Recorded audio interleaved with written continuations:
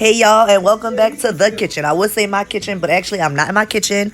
We are at a couple's party today, and they decided to do spinach dip. And y'all wanted a video, so I just decided to do it in the middle of the party. So I got some frozen spinach. You can use regular spinach. Just make sure you have a lot, because when you cook spinach down, it becomes nothing. So as I'm cooking that spinach down in a separate pot, I got my cream cheese. I got the regular store-bought. You don't have to get the Philadelphia. And I put a little milk just to help that not stick to the bottom.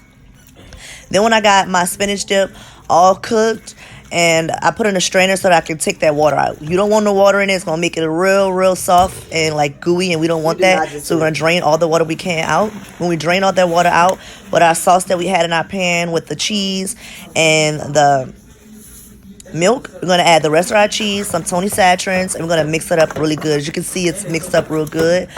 When I get that spinach dip all drained with the water taken out, I just added the spinach to this, and then I'm going to make that spinach dip, that creamy dip. But we want to also season our spinach. I like to just put a little salt and pepper and add a little mayo just to help loosen it up. Then I take and put the concoction of the spinach, the cheese, the mayo, and everything in a baking dish. Hey Dan, hey. And I put my cheese on top. You guys got some shredded mozzarella. Put as much as you want, as much as you like on top, as so like I just did. And I got some Parmesan shredded cheese, and I'm going to put that on top also. Something that I'm doing different today, since I'm in somebody else's kitchen, I have to use the seasoning that they have. And they had this delicious garlic and herb seasoning, and it looked delicious. So I actually took and put that and sprinkled it on top of my spinach dip.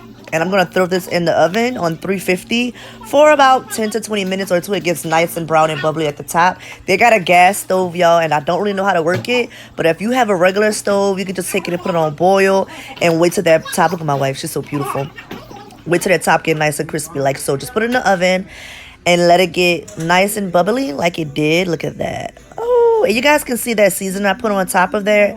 It made that spinach dip look even better. Now it's time to eat. Let's eat.